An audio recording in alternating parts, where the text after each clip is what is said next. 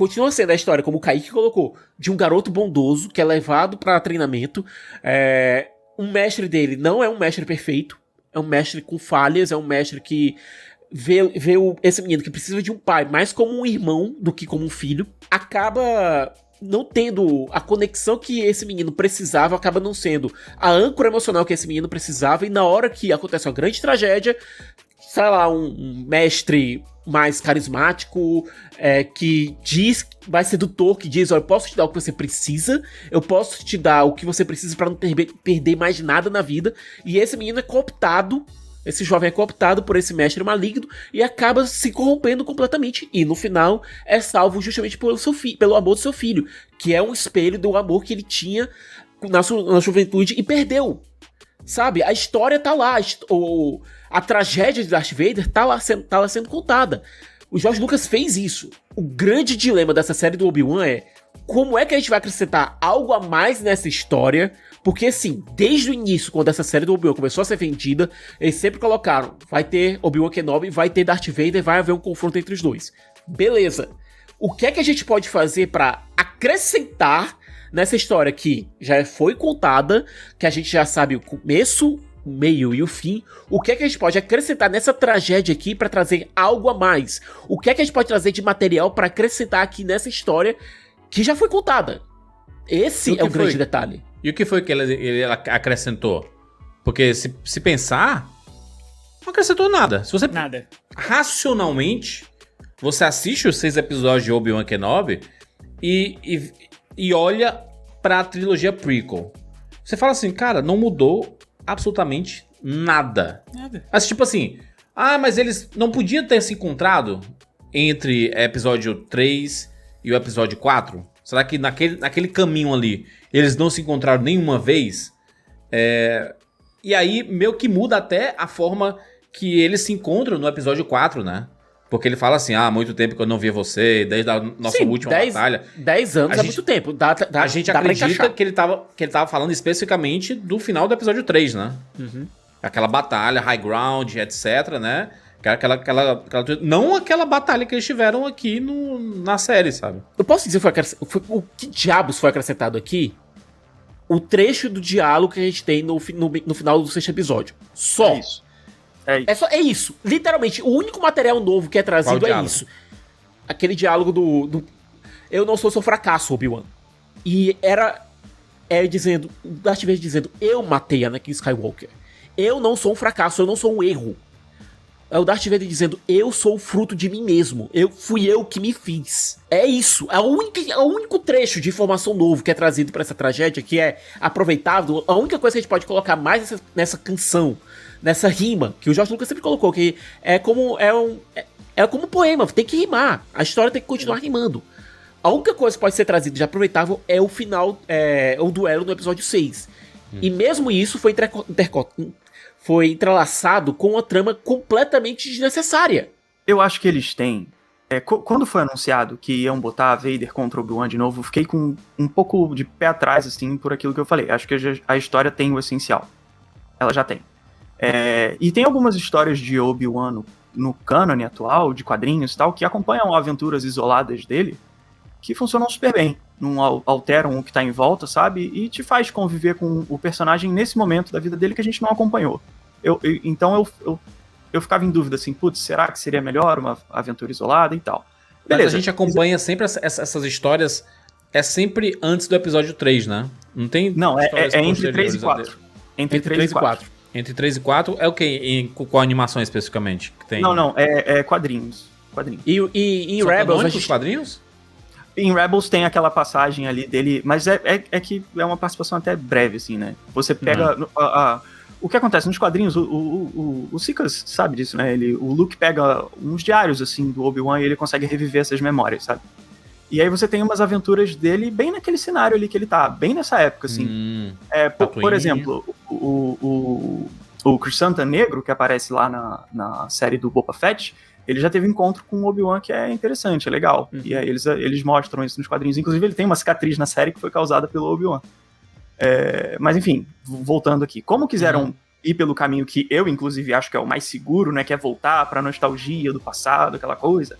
foram, né, pelo caminho de reviver esse embate entre Vader e Anakin, eu acho que eles têm saídas, assim, passos-chave que são interessantes. Por exemplo, vai fazer o cara sair de Tatooine, você tem que ser um ótimo motivo, algo excelente. E tem, a Leia, é a única coisa que é tão importante quanto o Luke. Eu lembro que quando saiu o anúncio da série e tal, eu falei, olha, se for pro cara sair, tem que ser ela, tem que ser a menina, porque é a única coisa tão importante quanto ele. E foi, acho que é coerente com a E pegou motivação todo do mundo cara. de surpresa, né? Porque ninguém esperava que fosse a Leia. A gente pensava que ele... as aventuras do Obi-Wan em Tatooine para proteger o Luke, né? Protegendo o jovem ali e tudo mais. E quando a gente vê, não é sobre o Luke, é sobre a Leia, né?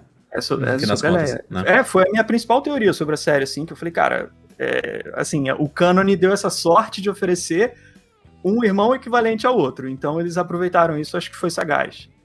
E aquele diálogo ali final é como o Sikas falou, acho que é a melhor coisa, assim, que tem pra acrescentar mesmo, mas eu acho que a gente fica buscando só isso, né, eu acho que a série falha se ela não te entretém na jornada, cara, independente de acrescentar ou não. Posso dar uma aventura fechada, de início, meio e fim, que não acrescenta, mas te entretém ali, te faz pensar nos riscos delas mesmo, sabe? As coisas que ela aborda e te fisga. Que não seja chata também, né? Se não te pegou, legal. Aí não funcionou. Pra mim, tem momentos que pegam, outros que não.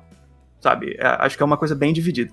Mas a nível de acrescentar mesmo, de prolongar a história, aquele diálogo ali do fim da série, eu acho que é interessante porque ele dá coisas novas pra esses dois caras. Sentimentos que a gente sabe que eles carregam, mas que a gente tá vendo numa exploração nova. Por exemplo, é o a gente Goodbye Vader, né? Que ele fala. Goodbye Darth. Até porque no episódio 4 ele só chama de Only a Master of Evil, Darth. Sabe? Ele não chama Vader. Porque chamar pelo Vader, chamar o Darth pelo nome seguinte, o Darth virar um título, isso só veio depois. O Darth, nesse sentido, como o Will McGregor colocou, é quase como se fosse o Obi-Wan xingando ele, sabe? Darth. Você é só mais um. Você é só mais um Sith na minha frente. Não é mais uma pessoa, é só mais um Sith que eu tenho na minha frente pra derrotar. Sabe? Isso é algo que. É uma informação nova. É a forma como. É legal, isso é um toque, assim, né? Eu acho que um toquezinho. Que funciona legal. Uhum. O que eu acho principal é o seguinte: você pega aquele grande discurso do Obi-Wan pro Anakin lá no final da luta do episódio 3. A minha leitura daquilo é que tem uma camada de tristeza e tudo, mas principalmente de decepção. Sim. Sabe? Do que você deveria ser. Ele fala, You are the chosen one. Sabe? Ele falando o que ele era. E o que ele poderia ser e o que ele não foi. Tem uma coisa de decepção ali, sabe? De uma certa... É uma pontinha de uma cobrança, entende? E aqui é só desculpa. Não tem decepção, é só me desculpa. Sabe, eu acho que isso é diferente por causa disso. O tom do episódio 3, pra mim, é decepção. Aqui é perdão e tristeza, é só. E eu acho que isso é novo pra esse personagem. E, Kaique, ser retratado. Eu assisti esse duelo 2 vezes, certo? Aliás, 3 vezes. Eu assisti, quando eu tava assistindo o episódio, a parte 6 de Obi-Wan pra gravar pras lives, pra esse podcast, etc. E eu assisti ele no YouTube, completamente separado do resto do episódio. Só o duelo e os diálogos. Ele separado, ele funcionou muito melhor. Por quê? Ele foi colocado junto de uma cena de perseguição da Reva, que é a inquisidora que foi apresentada nessa série. A gente já conhecia os Inquisidores, a gente já conhecia de Rebels, já conhecia de Jedi Fallen Order, a gente já tinha conhecimento dos Inquisidores, que é essa ordem criada pelo Palpatine com sensitivos à força, com antigos Jedis, que não são tão fortes assim, que não teriam, entre essas, capacidade para desafiar a ele ou ao Vader, mas que estão ali para basicamente acabar com qualquer pessoa que seja sensitiva à força e que possa vir a ser uma ameaça pro Império, que possa vir a ser uma ameaça pro Sith. A gente já foi apresentada a Reva, ela foi colocada como uma inquisidora que tinha uma obsessão pelo Obi-Wan. A gente entende depois que essa obsessão do Obi-Wan era apenas para conseguir que ela tivesse o favor do Vader, chegasse perto dele para finalmente executá-lo, porque ela era uma das younglings, uma das crianças, uma das jovens, lá no meio da Ordem 66, quando o Vader, o Anakin / Vader, chegou lá no Templo Jedi e começou a matar todo mundo lá. Então a gente teve uma cena intercortada desse duelo, que era o que todo mundo tava querendo ver, que era o grande ponto de venda da Disney em relação à série. Intercortado com a cena dela perseguindo o Luke, perseguindo o tio Owen e a tia Beru, sendo que a gente sabe que esses personagens vão estar muito vivos e bem lá em episódio 4. É o problema do prequel, né? Que a gente sabe Não é só que isso, não vai Juras. acontecer nada de Não é só morte, isso, Juras. assim. Como eu falei, eu tava vendo o duelo separado. O duelo separado funcionou, por mais que eu soubesse que os personagens estariam vivos no episódio 4. Por quê? Porque o duelo tinha algum peso dramático. Aquela cena foi filmada, aquela perseguição foi filmada de uma forma xoxa, foi filmada sem tensão nenhuma, foi filmada de uma maneira fraca e foi mal atuada por basicamente todo mundo ali, sabe? Não tinha tensão ali no que estava acontecendo. A tensão do episódio estava toda voltada pro duelo Obi-Wan versus Vader. Aquela cena, ela não tinha importância nenhuma. É como se você estivesse acompanhando uma ópera e fosse intercortada por um diálogo com o Cigano Igor falando, sabe? Não tem peso nenhum. Sabe uma coisa que, pensando aqui, eu acho que é problemática, e nesse tipo de produção de hoje em dia, com esses personagens e tudo mais, é que eles ficam tão presos nesse troço do lore e tipo, não pode desrespeitar, não sei o que, não sei o que lá, que as coisas elas ficam chatas. Chatas, cara. Elas ficam embotadas porque elas precisam estar dentro daquela caixa. Né? E, cara, você não vai pra... E tipo assim, não pode fazer isso porque... lá na frente tem um diálogo X. Não pode fazer aquilo porque tem um diálogo Y e tal. E aí as coisas ficam todas presas numa caixa e os caras têm que ficar pensando, bolando coisas. Ou às vezes você faz algo por causa de um diálogo de alguma coisa, algo que não é... Então, assim, é uma série... Exato, cara, tem que ser o contrário, Jesus Cristo. Essa é a parada, Kaique. Rogue One, né? Rogue One. Porra, entende? Assim, por exemplo, no Rogue One... É uma história bacana de acompanhar. Tem gente que não gosta, tá? Eu gosto do filme. Eu acho que é uma bacana... É uma história muito legal de ser contada. As coisas acontecem ali de uma maneira que você realmente se preocupa com aqueles personagens, porque você não sabe... Fortalece episódio 4. Exato. E tem o Darth Vader, mas ele tá lá, ok. Você entende? Ele tá lá como um a mais. Ele não tá lá pra travar a mensagem do filme, travar o filme em si. Ele tá lá como uma coisa a mais. Episódio 8, que as pessoas odeiam, e eu sou apaixonado, melhor coisa de Star Wars pra mim, disparado, de tudo, filme, desenho, filme antigo, filme novo, trilogia clássica, qualquer coisa. O episódio 8, meu filme favorito de todos os tempos. O Luke, ele tá lá pra acrescentar, ele não tá lá pra bloquear a história. Entende? O Luke, a Leia, seja lá o que for. Então, eu acho que a gente tá vivendo, eu acho que o emburrecimento... Eu não tô falando de burro, eu tô falando de emburrecer, né? Que é essa coisa que fica, puta, toda semana, aí você vai assistir aquela coisa, tipo, que aconteceu em Boba Fett e agora aconteceu aqui de novo, que é essa coisa de precisamos encaixar no lore, precisamos deixar isso, sabe? E, cara, não estão contando histórias que façam a gente se divertir, a gente fica feliz com o negócio, por exemplo, ao mesmo tempo que a gente tá gravando esse podcast, a gente tá assistindo Miss Marvel, e cada semana a gente tá se divertindo com aquilo.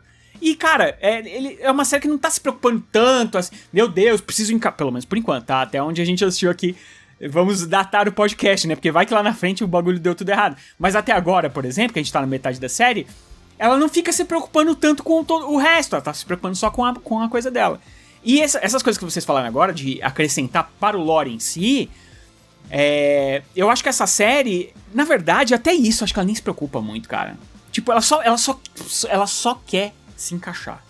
Ela só não quer desrespeitar uma falazinha do filme ali, aí, legal, vamos botar a Leia, que ideia fantástica. A hora que eu vi isso, eu falei, porra, que ideia fantástica. Só que todo o desenrolar daquilo aí é horroroso. Mas, Rogério, isso que tu tá falando é justamente o prequel ruim.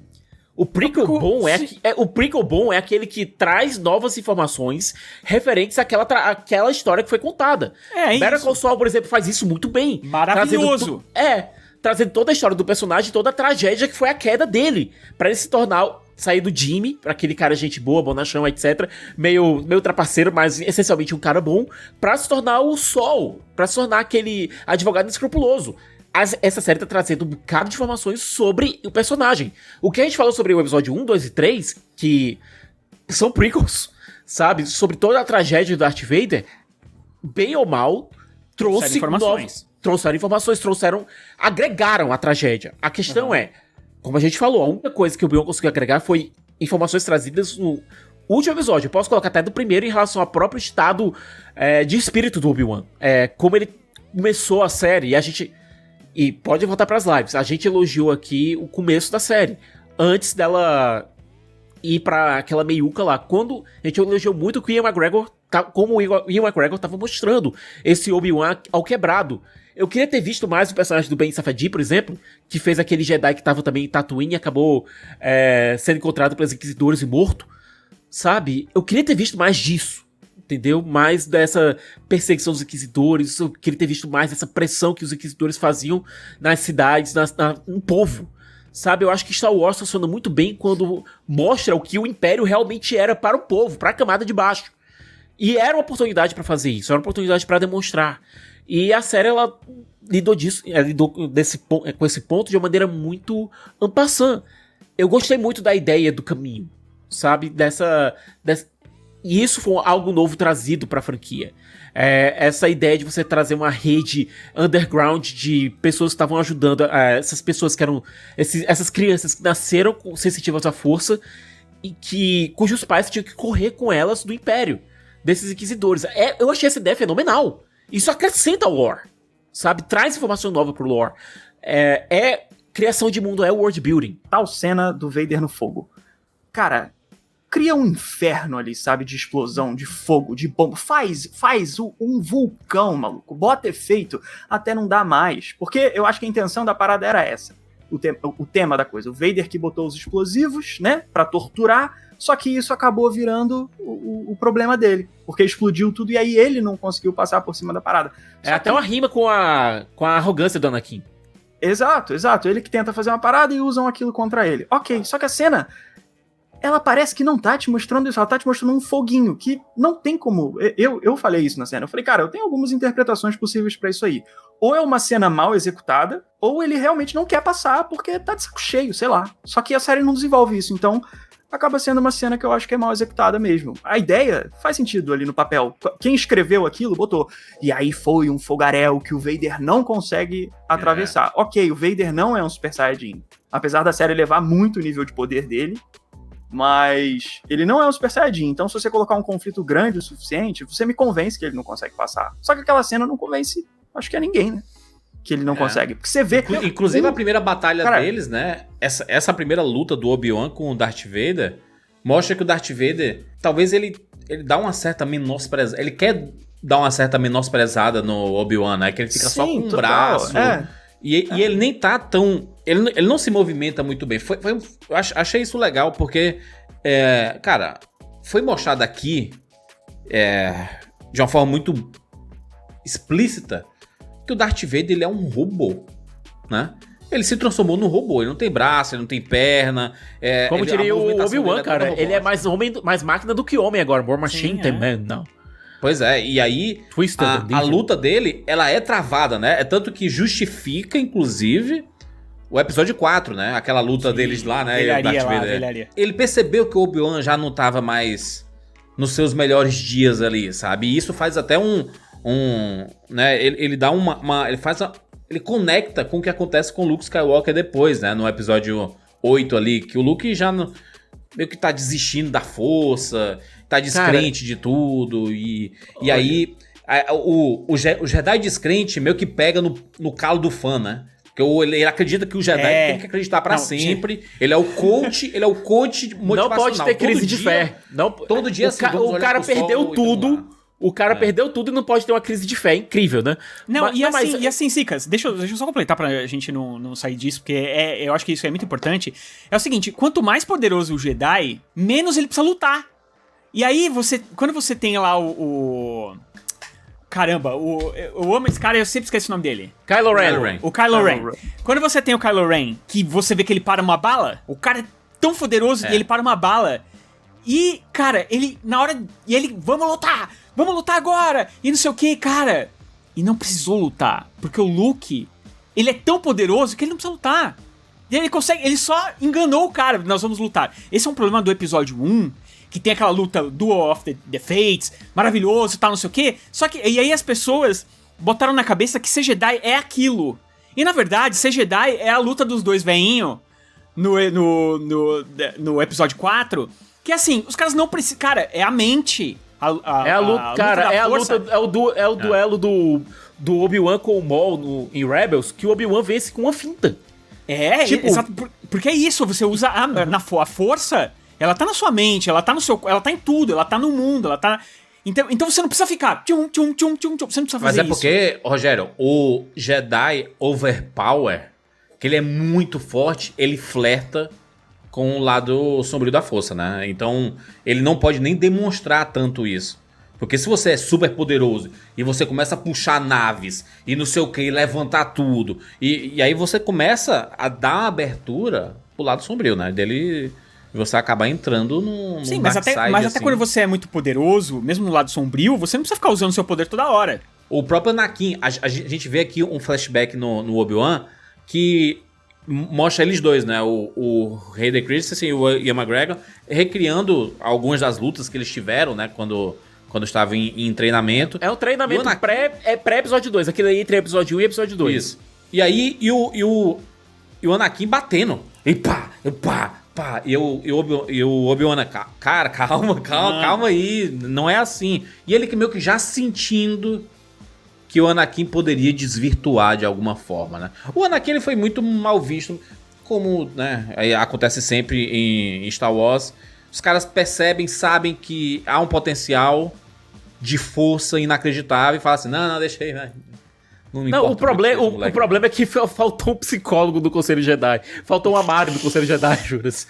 Porque sendo bem sincero, todas as perdas que o Anakin sofreu... Faltou o Qui-Gon, né? Faltou o Qui-Gon. É isso. E olha, é isso mesmo que o próprio Dave Filoni diz, cara. Rogério, sabe por que aquela luta se chama Dual Fates? Porque se o Qui-Gon sobrevive àquela luta e treina o Anakin, a história teria sido completamente diferente. Sim, claro. Entendeu? Porque o Mas eu tô falando da estética, porque a estética é bonita. A estética da cena é a coisa mais linda. Mas você entende, né? Não, só tô dizendo por que daquele duelo se chama Dual Fates. Sim. É justamente por conta disso. Se aquele duelo tem um resultado diferente e o Qui-Gon ganha, o Qui-Gon não morre. O Anakin teria sido treinado pelo Qui-Gon. A relação dele com o Obi-Wan teria sido completamente diferente. Seria de um irmão mesmo. Não teria uma relação filial e, como o Kaique disse, existe uma importância muito grande pelo fato do Anakin não ter um pai. Tá sempre em busca de uma figura paterna. Que ele vê isso primeiro no Qui-Gon, depois ele enxerga essa figura no Obi-Wan, que não consegue dar a recíproca que ele precisa, que ele merece, que ele necessita. Ele tenta isso no Yoda também, que também não encontra. Ele encontra quem? No Palpatine. Se você pensar, né, Siqueira, realmente a escolha de título da música especificamente e da cena em si, porque se o Qui-Gon Jinn e o Obi-Wan vencem o Darth Maul, realmente o Qui-Gon Jinn ia treinar o Anakin. Então eles colocam aqui o Fates de destino, né? Meio que molda o que vai vir a seguir, ou seja, coloca a culpa no Obi-Wan Kenobi. O Obi-Wan Kenobi é culpado pelo Anakin e aí desvirtuado de tudo. Por isso que ele sente a culpa na própria série. Ele tá claramente carregando a culpa de tudo. Ironicamente, quem tira essa culpa dos ombros do Obi-Wan é o próprio Vader. Porque o Vader, ele não quer se assumir, ele não quer se ver de maneira nenhuma como uma falha. Ele não quer se ver como um erro. Então ele coloca... O próprio Vader arrogância, diz... né? Isso é mas arrogância, ele né? Mas é a arrogância do jovem. É o jovem, sim. Jovem. É a arrogância do jovem. O Vader Esse Vader é novo ainda. Entendeu? Esse Vader tá nos 30 e poucos. Ele tá nos 30 e poucos. É jovem. O menino Ney, o menino Vader, pô. Não, mas na hora que ele diz isso pro Obi-Wan, eu não sou seu erro, eu não sou sua falha, eu me fiz. Eu sou o resultado das minhas escolhas. Ele tira o peso das costas do Obi-Wan e permite ao Obi-Wan chegar e dizer, olha, Luke, tá vendo esse cabo aí? Foi ele que matou teu pai. Mata ele aí. E agora, isso também cria outro problema gigantesco. Eu sei como o Rogério e o Júlio já pensam. Eu quero saber tua opinião, Kaique, pra ver se bate com a minha. Porque, como a gente falou, pra mim a única coisa que funciona perfeitamente nessa série é esse duelo. O duelo funciona só até determinado ponto. Até a conclusão. Porque do mesmo jeito que tinha que ter acontecido alguma coisa que um inferno, aquele inferno de fogo que separou os dois lá no... Deveria ter separado os dois lá no episódio, na terceira parte. Alguma coisa tinha que ter acontecido nessa sexta parte pra impedir a conclusão. pra impedir o Obi-Wan de finalizar o Vader. E não o Obi-Wan simplesmente pegar o sabre de luz e ir embora. Qual que é a parada? Eu acho que o George, ele é esperto no episódio 3, porque tem a coisa, né? Os diálogos são memes e tal ali, mas eles têm significados importantes, né? Logo antes do Anakin dar o pulo e o Obi-Wan cortar ele todo e deixar ele pra morrer, ele fala, cara, não tenta. Não vem. Ele dá uma chance da coisa acabar ali. É tipo, não tenta. Aí eu não sei o que ele vai fazer. Vai levar preso? Não sei. Mas ele tenta não levar até aquele estágio. Mas aí é que nem aquele negócio assim. Corta. É o cara muito forte dizendo pro arrogante assim, cara. Mas não vem não, mano. Tu vai apanhar. Nem vai. Mas ele deu a chance. É dar a chance. É dar a chance. É dar a chance. O Obi-Wan fala, cara, não tenta. Ele fala, acabou. Ele avisa, acabou. Aqui acabou. E aí ele escolhe manter aquela posição dele. Ele não sai da posição do contra-ataque. Ele não chega pra trás. Se ele quiser, ele não vai embora, entendeu? Ele fica. Porque se você vier, eu vou cortar. Ele avisa. Ele fala, vai acabar aqui. Aí o Anakin pula, ele corta. Ele escolhe deixar o Anakin pra morrer. Ele sai dali porque ele vai acabar. A existência dele vai acabar aqui. Ele faz essa escolha. Ele não salva ele, não tira ele do sofrimento. Ele faz essa escolha. Pela dor dele de não querer matar aquela pessoa que ele já amou. Ainda ama, né, ali, porque é tudo naquele momento. Mas ele escolhe. Não vou salvar a vida. Mas ele prolonga o sofrimento. Mas ele prolonga o sofrimento do cara prolonga, também, né? Ele tá errado era só ter cortado ali uma cabecinha e tava resolvido, e tem né? uma coisa interessante, porque é o fato dele não acabar que salva a galáxia no futuro, né? Porque se ele tivesse matado, ele não ia poder ter salvo o Luke lá no fim. Mas ali é uma falha de caráter dele, né? É uma falha de caráter que acaba abrindo espaço. É o que Tolkien também fez com a mão do Bilbo não matando o Gollum lá no Hobbit. Exatamente. Isso. E aí, então ali, ele vai embora porque ele sabe que a vida do Anakin vai acabar. Agora, ele vai embora sabendo que a vida dele vai continuar. Como Vader, ameaçando a galáxia. Mantendo um punho de ferro sobre tudo que tá. Então é muito diferente. Tem gente que chega com muitas pedras na mão, achando que eu tô falando que é uma desgraça. Não é, eu tô falando, olha, é diferente. Porque no episódio 4, lá na trilogia clássica, ele ainda tá querendo que o cara morra. Ele fala, o Luke fala, muita gente comentou, mas será que ele tá enxergando uma redenção no futuro e tal? Pode ser que naquele momento sim, mas na trilogia clássica não é isso. Porque o Luke fala, cara, ainda tem bondade nele. E ele fala, não tem. Aí o Luke diz, eu não consigo matar meu pai. E ele responde, então o Imperador venceu. Ou seja, a vitória, no ponto de vista do Obi-Wan na trilogia clássica, está na morte do Vader. O Yoda também também bate. Eles estão fechados ali. Eles estão fechados ali. O George Lucas fala isso. Que o Luke está sendo guiado por 2 mestres que têm uma agenda de matar o Vader. É explícito. Então, do final do episódio 3 até o fim da trilogia clássica, os caras têm essa intenção. É uma coisa constante. Obi-Wan parece condenar o Anakin. E nessa série ele não condena. Ele abre mão disso. Eu acho que isso acontece por quê? Vamos lá. É simples. É um reflexo de piedade, né? De misericórdia, que é a virtude principal dessa franquia. Eles escolhem... Eu acho que é uma decisão emocional do momento. Não é pensado, não é um pensamento frio, lógico. Mas que não bate aqui, não bate no todo. Só que por que eu não amo essa decisão, não gosto? Porque eu acho que ela facilita pro personagem. Ela facilita pra ele ser um herói perfeito. Porque ele é o protagonista, né? Então, deram uma suavizada numa falha que ele tem. Que faz ele ser tridimensional. Que é, cara, ele é mentor, ele ama esse cara, ele queria o melhor pra ele, mas ele tem essa falha de não ver a bondade nele. Isso é um erro do Obi-Wan, porque o Luke enxerga essa bondade e é isso que salva a galáxia. Então o Obi-Wan tem virtudes como mestre de amar essa pessoa, mas ele tem essa decisão. Ele condena ele. Mas aqui a série facilita pra ele, ignora essa certa falha de caráter do Obi-Wan, que era constante lá nos filmes originais, e facilita ele. Ele vira ele assume o papel de protagonista heróico de uma forma muito confortável pra ele como personagem. Ele não é desafiado. Ali no episódio 6, quando o Luke tem esse diálogo com ele, bate de frente com ele, cara, você não falou que ele era meu pai. Você tá mandando eu matar ele. Tem um embate ali ferrenho entre os dois. É uma coisa que desafia os dois personagens. O Luke vai contra o mestre e o mestre vai contra o aprendiz. Apesar deles se gostarem, cara. É uma coisa bem tridimensional. Entendeu? Então, essa condenação do Obi-Wan é importante por causa disso, por causa do papel dele dentro da história. Mas aqui, não, ele foi uma coisa que eu achei mais bidimensional.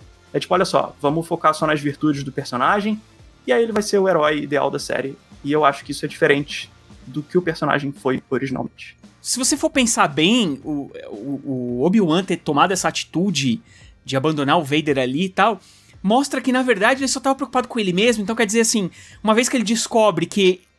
Descobre não.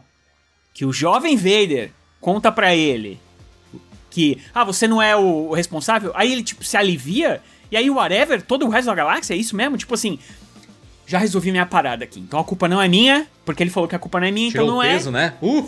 Ufa! E eu vou te deixar aí, que tinha porque... sido eu. Se fode Assim, aí, Darth Vader. E aí, Cara, se você pensa assim, A não, gente tá mas falando ele é do cara que matou criança no meio da... Criança civil no meio da série. Exato. E aí, se você botar a desculpa de que, por exemplo, não, mas o Obi-Wan, ele já tá ligado que no futuro vai ter uma importância. Então, peraí, se ele é tão evoluído a ponto de saber isso, ele deveria ser evoluído a ponto de saber que o Vader tava vivo também. Então, cara, é assim, a gente... Não tem justificativa, não tem justificativa. Você cobre um pedaço e descobre o outro, tá ligado? As pessoas, elas ficam assim, os grandes apaixonados por Star Wars, eles ficam tentando cobrir pedaços, só que assim, o cara cobre uma perna, sobra um ombro, aí o cara cobre o ombro, sobra um umbiguinho, o cara vai cobrir o umbiguinho, sobra a popinha da bunda, tá ligado? Não, cara, não tem saída. Não tem saída. Até o Hobbit, eu tô falando do filme, não do livro agora, até o Hobbit colocou aquele primeiro encontro do Gollum com o Bilbo de uma maneira um pouco mais leve, despretensiosa até, pra o Bilbo... Aquela pena que o Bilbo sente na hora que ele tem a chance de matar o Gollum ser plausível. Sim. Certo? O Bilbo não tinha acesso à história do Gollum, ele não sabia quem era o Gollum, que era Sméagol, etc. Ele só viu aquela criatura triste e patética ali e deixou aquela criatura viver. É isso. É algo tangível. No caso do Obi-Wan e do Darth Vader, não tem justificativa nenhuma. Você acabou de assistir um pedaço do Rapadura Cast. Você nunca ouviu o Rapadura Cast? Quer ouvir mais sobre o que você acabou de assistir? Tem aqui link na descrição para você ouvir o podcast completo, podcast em áudio, aquela coisa maravilhosa. Aqui é um pedaço em vídeo, mas o nosso podcast, o Rapadura Cast, é em áudio. Tá o link na descrição. Escuta lá, que tá bacana demais.